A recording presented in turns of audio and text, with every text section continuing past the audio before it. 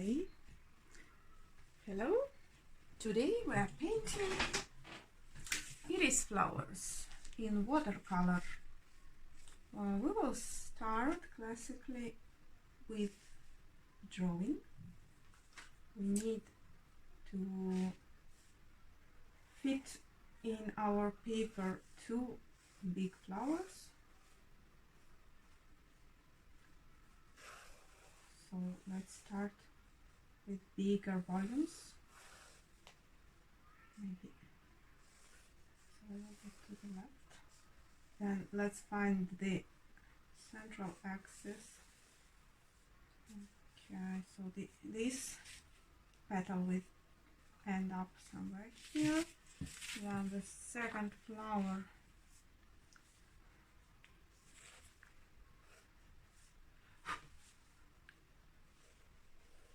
like this.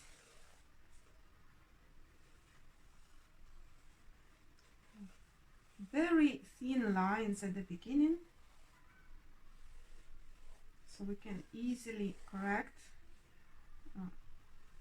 eventual mistakes and add more details as we proceed with our drawing.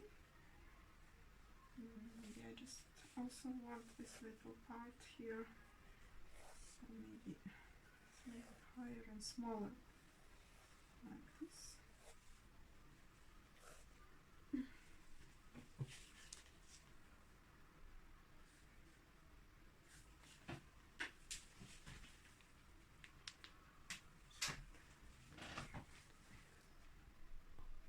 Super.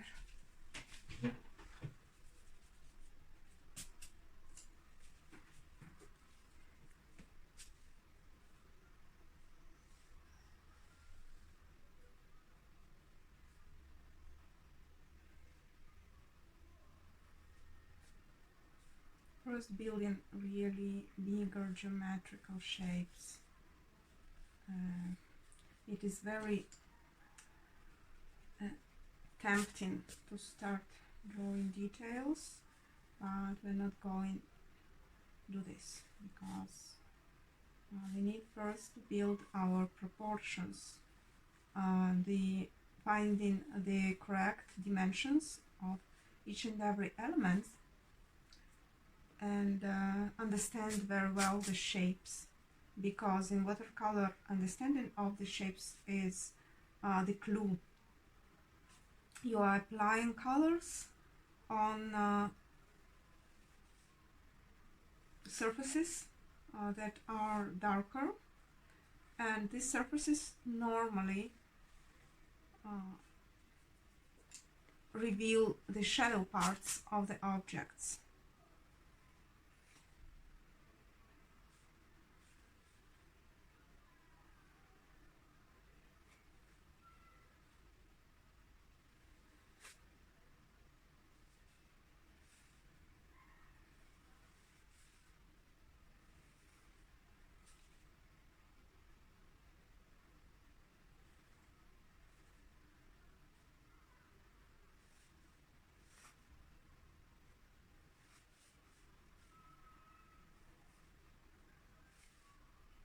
We should keep our drawing very light and not pushing on our pencil tip, because the colors will be really delicate and there are raindrops on the petals, so we'll need to keep our outline on the edges almost invisible, and it will disappear.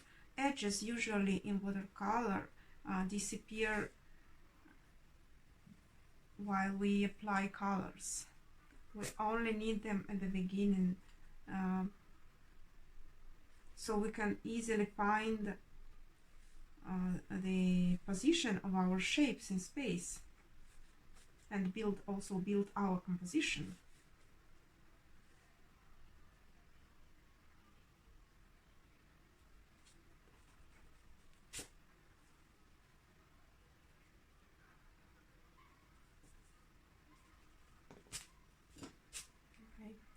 Now let's go ahead, because as I said, It's very tempting to paint each and every details at once and finish it at once, but we are not going to do this. So maybe it's better that we draw this bud.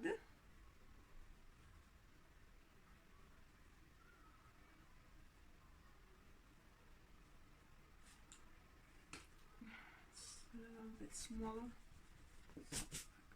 Bigger shapes now. Okay.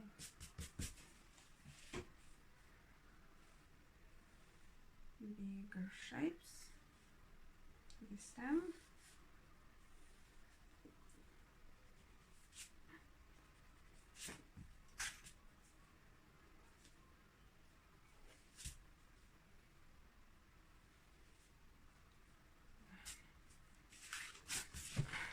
This one.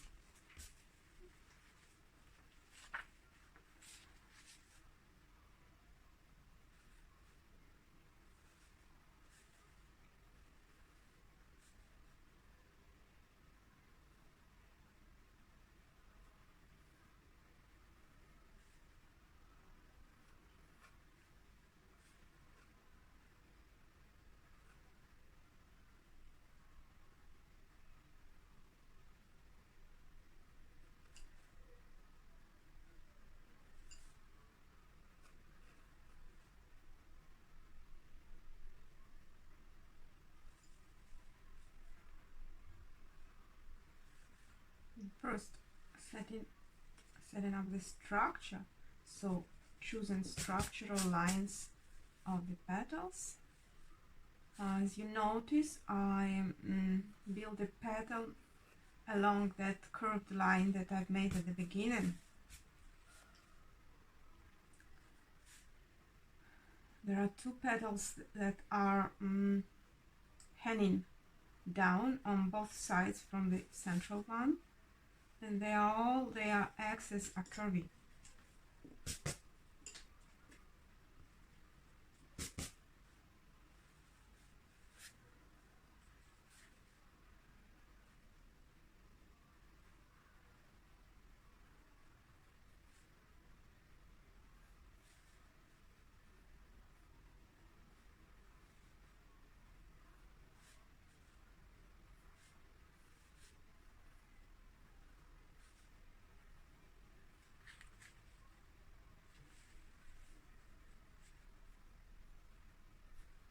Sometimes it can be helpful before you draw your actual watercolor drawing to sketch a pencil drawing somewhere on a separate piece of paper, so you can study very well the structure and know how to draw it before you actually start the watercolor. Now I'm improvising, but in order to improvise you need important skills in drawing and also a composition.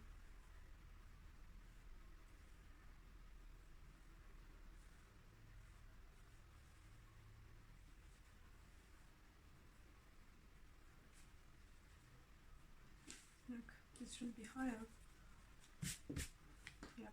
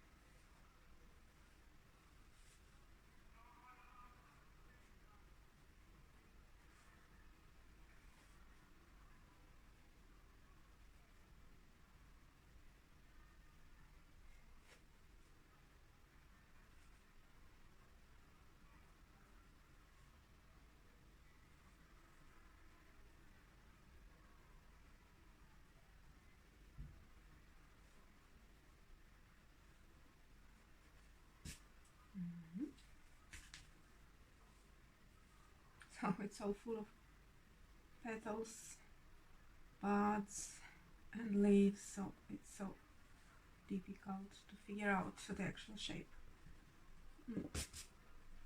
So here the shape is kind of oval, elliptical, looks like an egg.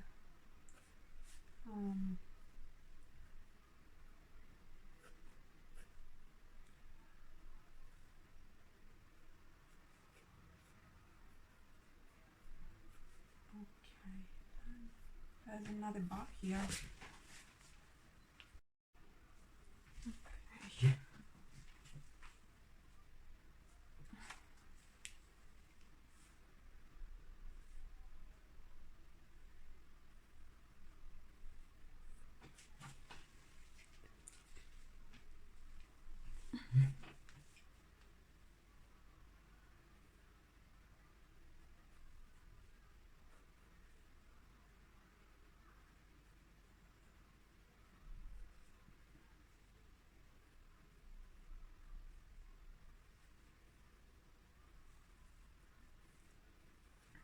It is a little bit wider.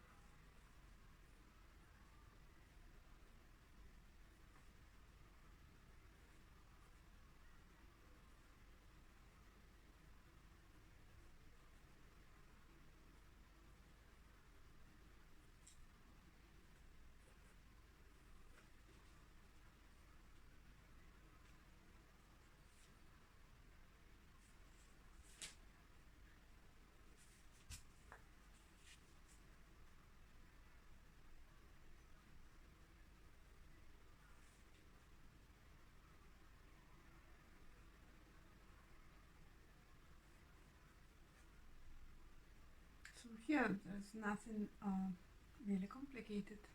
I'm reproducing the edges of the petals. It's important to keep them more or less within the credible proportions.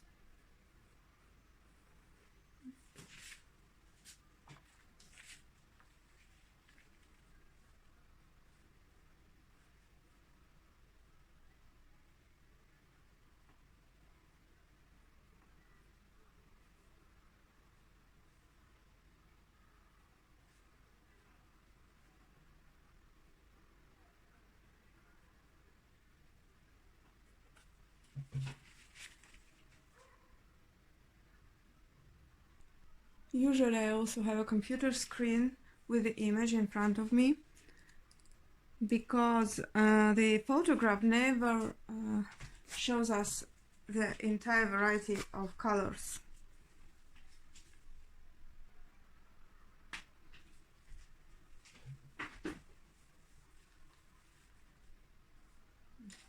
I also like when the pencil's tip is very sharp.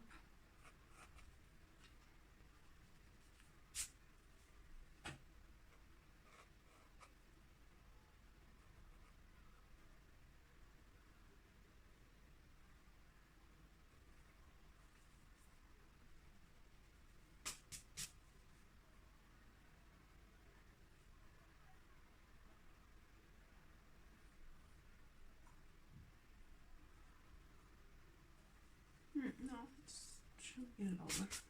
It's better to start from here.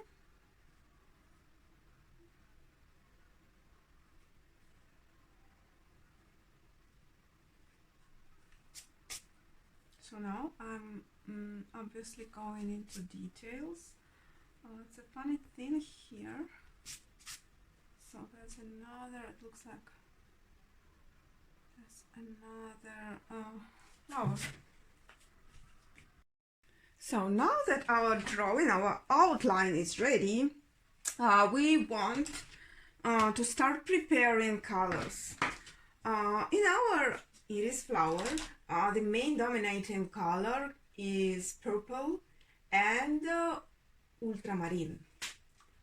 But please note that if you only use these two colors, it will be not enough in order to display the three-dimensional quality of the flowers.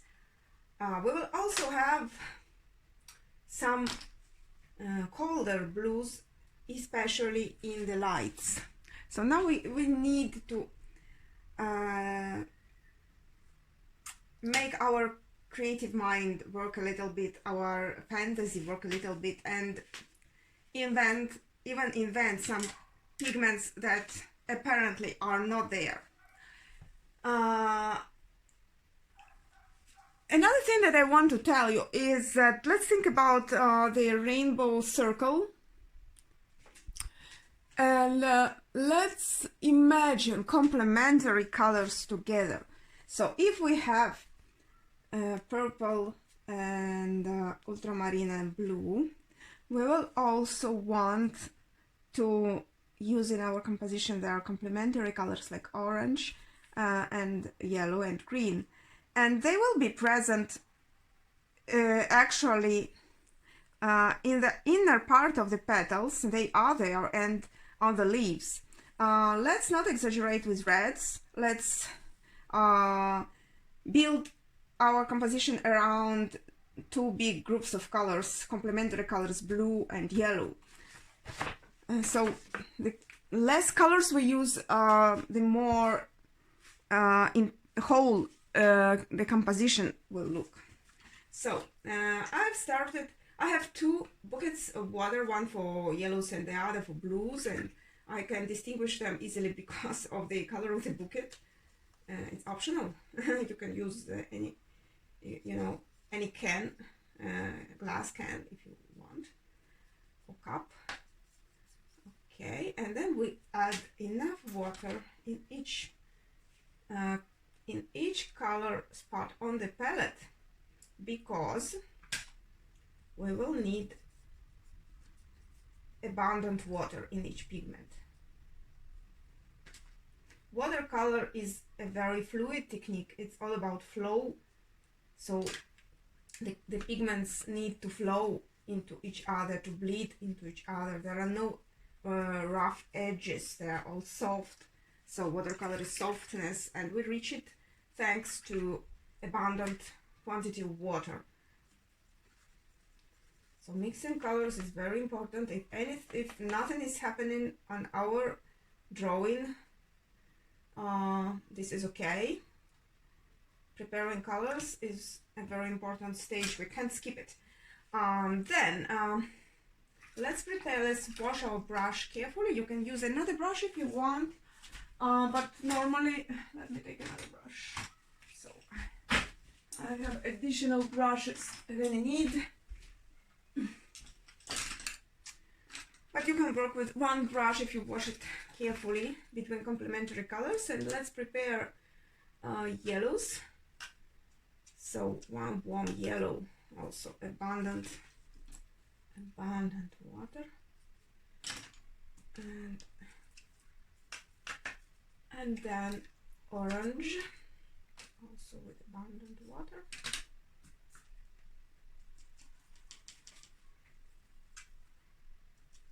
I have different orange pigments here. You can use any that you want. And there will be also some ochres. We will get there to red ochre. Maybe you can already prepare some red ochre. Red ochre looks like a brick color. So it's an orange that has some brown in it.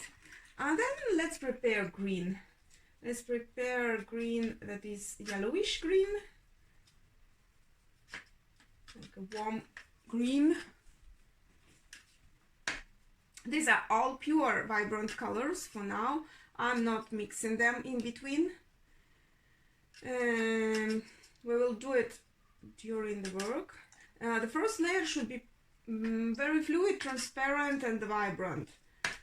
Because as long as you add more layers and layer more transparent glazes one over another during the process, you will get a more complex color. So if you start with clear colors, it is better.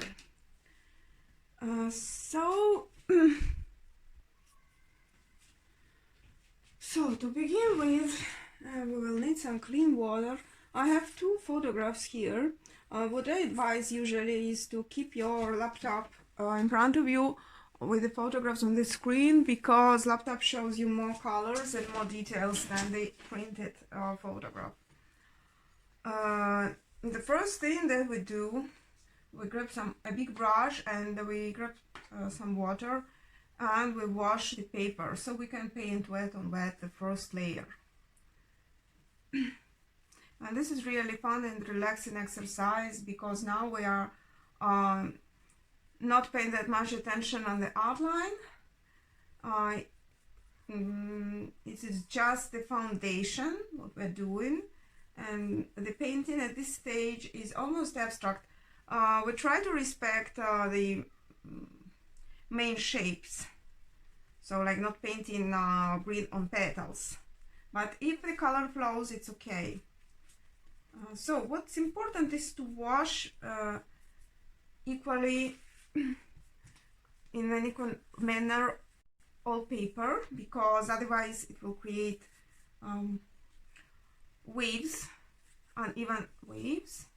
So we want to wash it in an equal manner. By the way, I'm working on a glued block of paper. So this means that each sheet is glued on the boards, and this helps to keep my paper always flat once it is dried. So like when I am painting and washing the paper, you can see slight waves. The more you wash it, the bigger the waves are. But when it dries out, it turns back flat. If you don't glue the paper on boards, you will not get this flatness. These blocks are already in commerce with glued boards. If you only have single sheets of paper, you need to glue it on your own. I also have a video on my YouTube channel that shows how to prepare glued paper for watercolor. So once it is wet, we can start with big brush, distributing colors. We can start with blue ultramarine, and we go on darker areas with very light quality, not too much, not exaggerating with lightness, but you know, avoiding really dark colors. We can mix purple and ultramarine. If it's too dark, we can dilute it on a palette. Something very soft and delicate.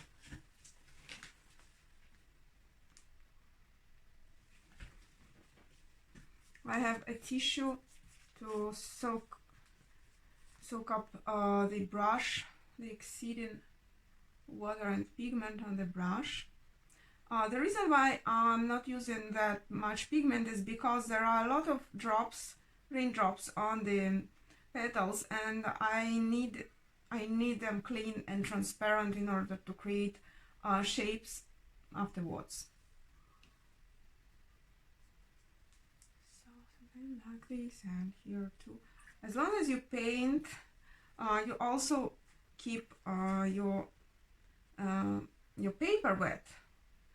So it is good practice to move around your paper swiftly with brush. Here we will have a colder blue. On the lights the blue is colder, so it's more turquoise. And we leave it completely uncolored, where we see light projected on the petals. Oh, here it's already dry, so where it dries, add some water, because today we have a really hot weather here in Italy, and for this reason the paper dries out immediately.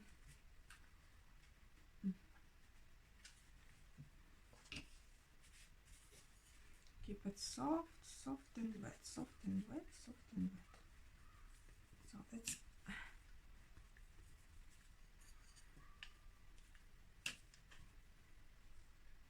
let yourself have fun with colors.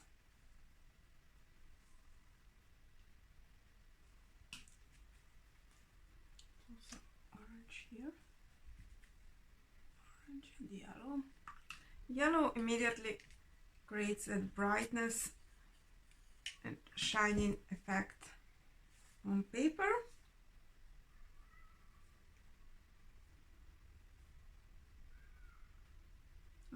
How I guess the right colors? I just look at the picture and the photograph, reference photograph, and then I follow my eye impression, my visual impression of the bordering colors. Like when I paint orange, and I look at the border close by areas on the painting, and I see some pink, so I add it on wet on my painting, and then look around and see some blue and purple, and I add them. So it's not exactly very random, but I'm surely very impressionistic. Like I trust my eye. I know that I can recover my painting at any time because it's very light, and I can glaze over when it's wet.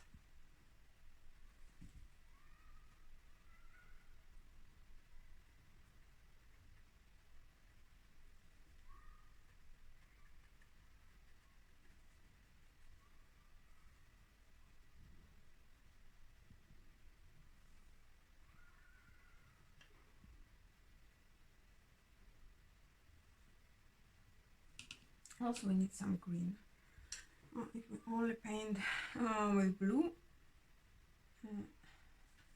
and if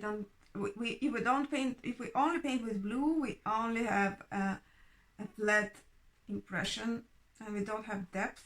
We need some depth. So basically the green will be around the flowers. It's the background color. It will be present a little bit. Yellow also is a background color, as you can see on the picture. So it goes on petals. Let's fix it, because petals are bright purple. Okay, purple and green and blue on the bud. Little bud.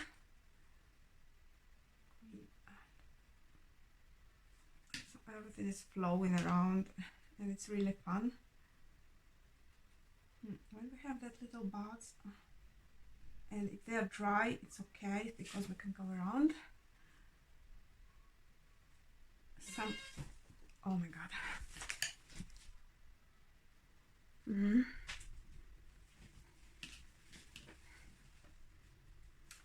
Okay.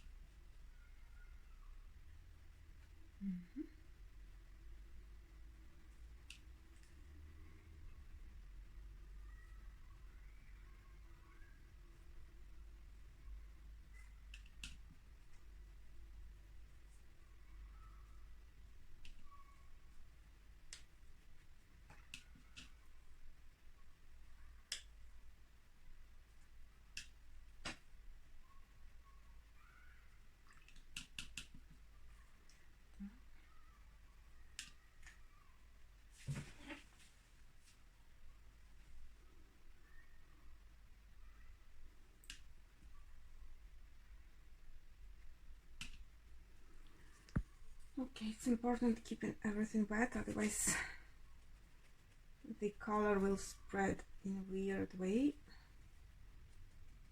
Okay.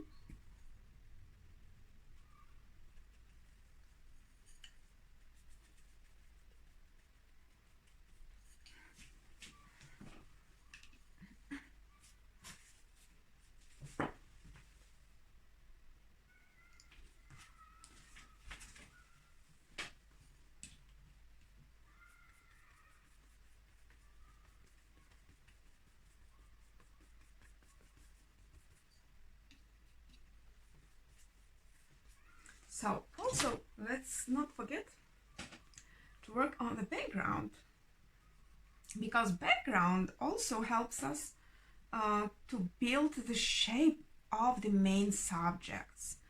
As we look at the background, we can see that there are more flowers in the distance. We will not paint the shape of the flowers, but we will definitely paint their colors. We will use their darker colors to emphasize the shape of our flowers on the foreground. There also we have deeper greens there. So let's start with our classical, our initial green. And if we have a lot of pigment on the brush, it will drop randomly. So it's fine, it looks nice. And let's prepare another green, a darker warm green that looks a little bit brownish.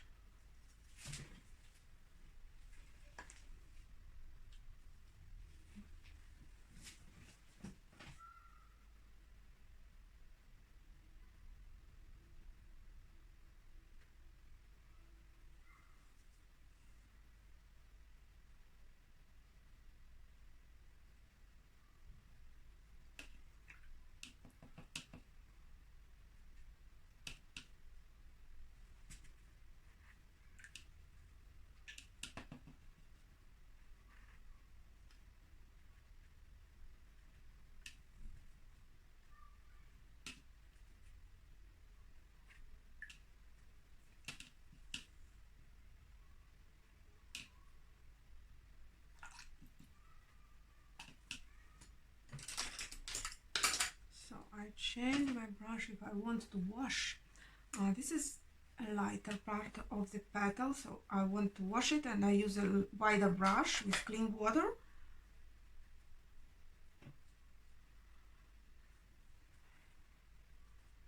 It's kind of, let yourself go at this stage, so play with pigments. You will need to have the picture always available in front of your eyes, so you can move quickly your eyes from the painting to the picture, to the reference picture, and see really well the image. So this is already a new glaze, so let's do it carefully. This one is already dry. The paper is already dry, so let's do it really carefully. It's important not to have very rough edges here. Okay. If you see that your color is expanding too much on the lighter areas, you can delicately wash it.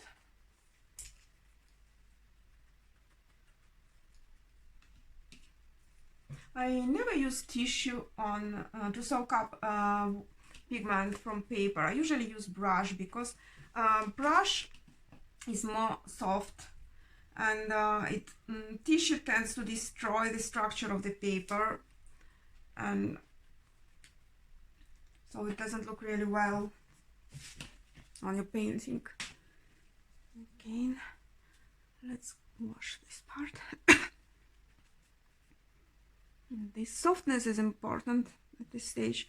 You might have something more rough and kneaded, but not too much.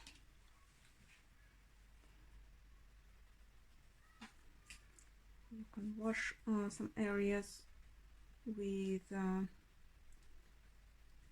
raindrops. We can also add pigments. If you see that your color gets dirty, add some pure pigment there and then wash. Also, if you get it dirty with warm color like yellow, so a good trick can be to add a closer warm color, intermediate color like purple in between of yellow and blue, because if you place blue on yellow it will get green, and we don't have green here. And in order to get a contrast, afterwards we will add darker glazes. So we will get contrast. What we see at the photograph, what appears at the photograph as a chromatic contrast, like a contrast between yellow and blue, we will get on paper by creating light and shade contrast between dark and light. Again, on paper we don't have all this variety of colors as on screen.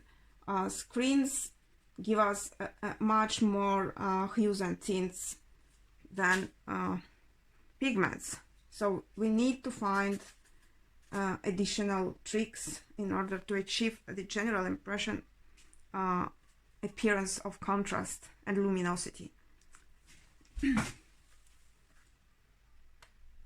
Uh-oh.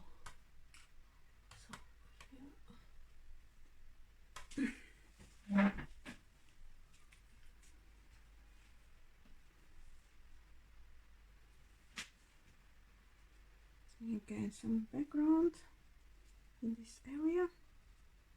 Then before we move to the second layer, we will let the image dry completely, because we can't start it over wet on wet. Otherwise we'll get everything bleed into one another. All the colors bleed together and we will not have contrast, and we need some contrast. So here, even the light and darkness here, there will be also some drops, so 11 drops uncolored.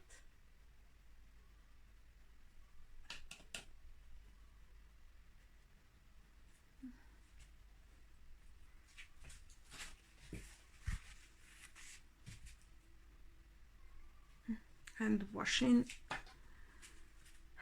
the edge of the petal that grabs light. So there will be some yellow in the background and some orange, wet on wet, very soft, and some green around.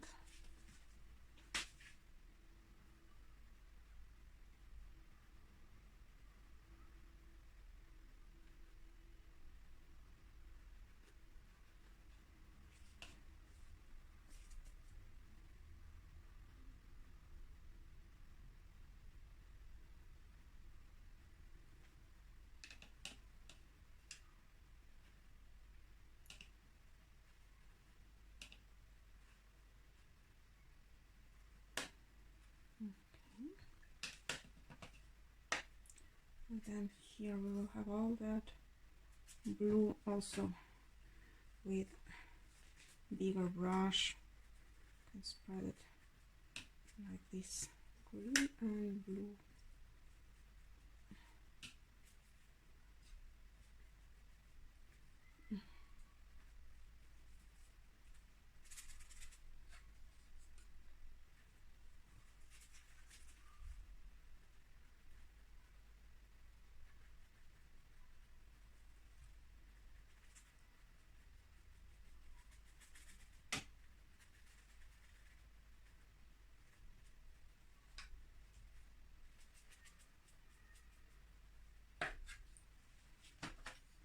And let's make it disappear in clean water and white paper softly.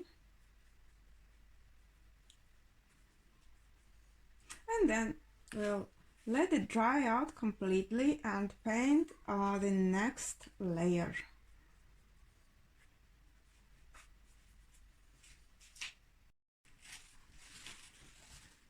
So now we are painting the second layer.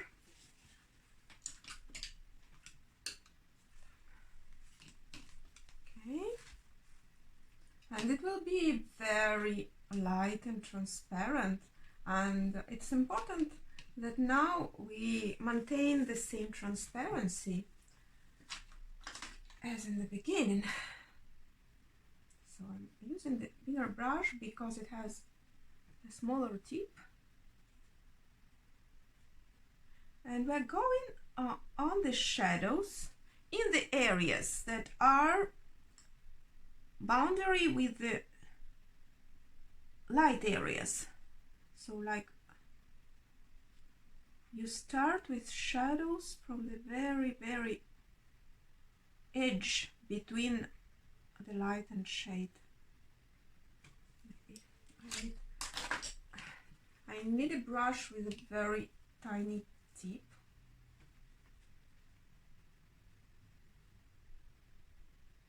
And now I'm also drawing the drops, so the shadows are going around the drops.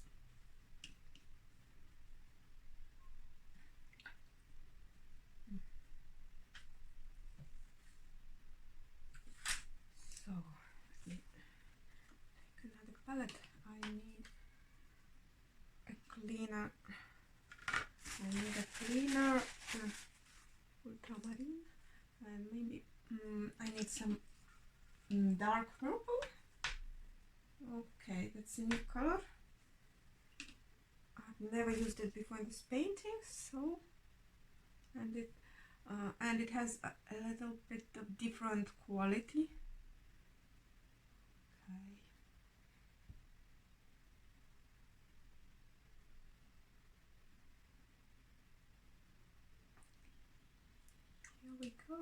Here we go. We can create darker shadows in the shadow that make them even darker than they seem in reality, because in this way we emphasize the contrast between the light and shade.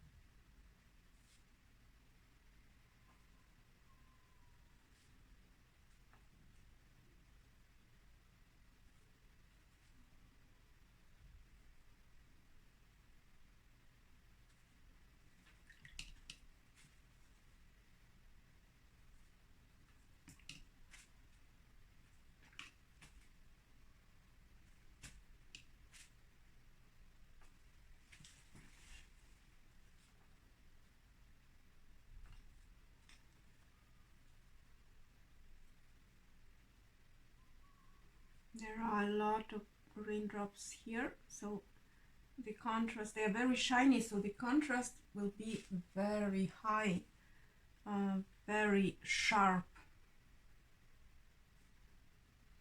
between light and shade, between light spots on the drops and the shadows underneath. And you can even paint little dots here to underline the texture of the leaf and the drops on it. So this will be the darker part. Then on the filaments of the petal, the pigment will become lighter and lighter. Okay, here it flows to purple, and here purple becomes dark green.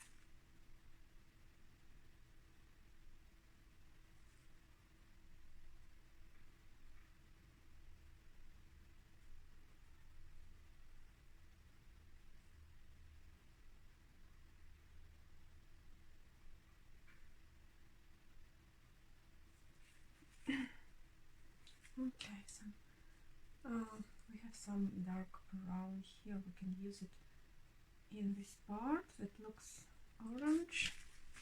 Dark brown, we use it when orange goes to shadow. So, oh, let's mix it with purple. Okay, so I needed to make it bleed because it's all very soft, no sharp edges, but it's important to be careful.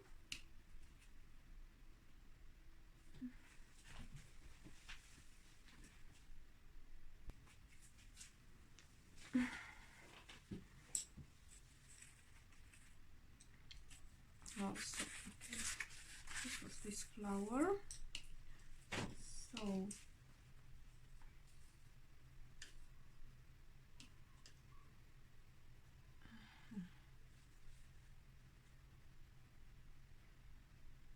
we will start here with on this petal with blue shadow underneath this yellow fluffy part on the flower,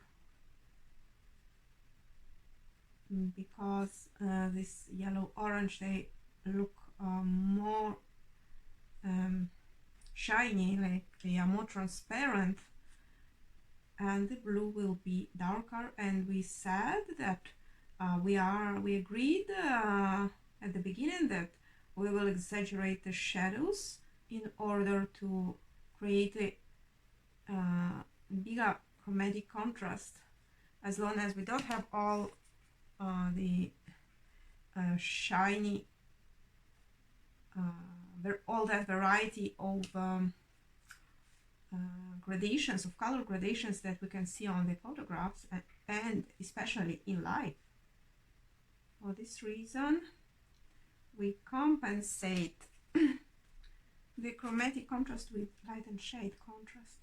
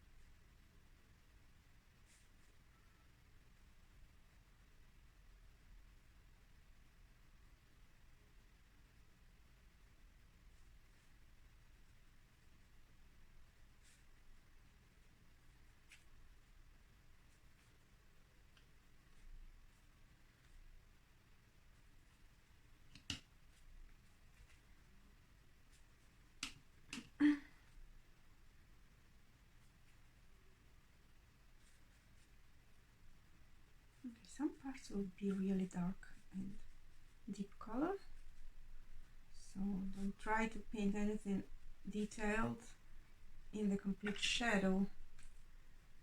We should choose. We have to choose and to sacrifice something. Some parts will remain really dark. What I want to show you today is that watercolor transparency that is needed to remain.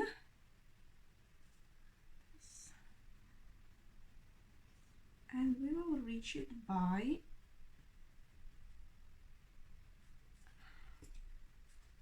using big amounts of water. Big amounts of water, sometimes with pigment, sometimes without pigment.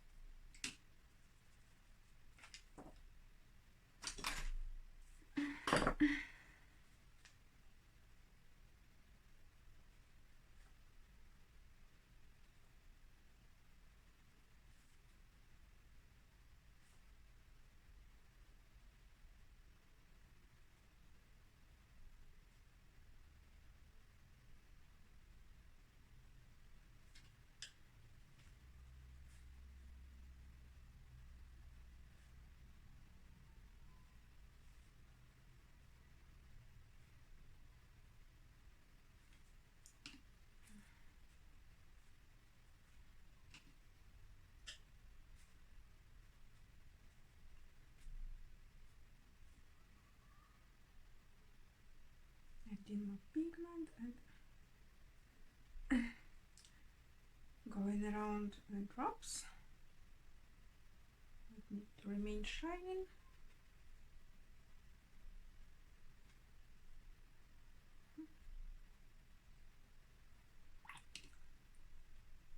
And continue to green background.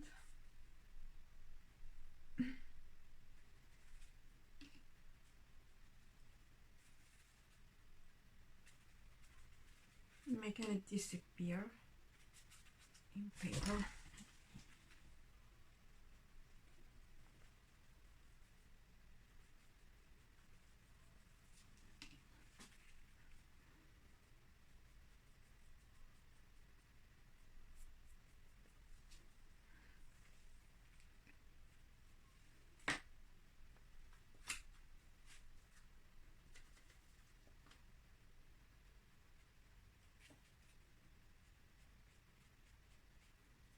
So here I'm making a lighter edge of the petal, and in order to do so I add a pink pigment, because if I added only water, the texture will be really weird and uncontrollable. If I want to control the texture, I need to use pigment with water. Now here too, in order to fill in this white areas, they are not white, they don't appear white, so I fill in with blue.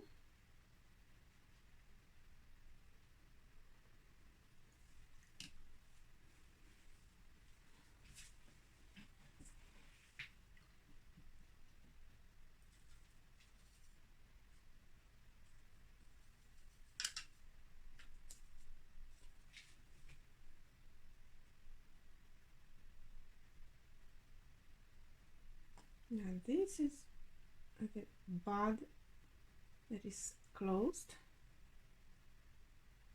and I'm painting the shadow part of it.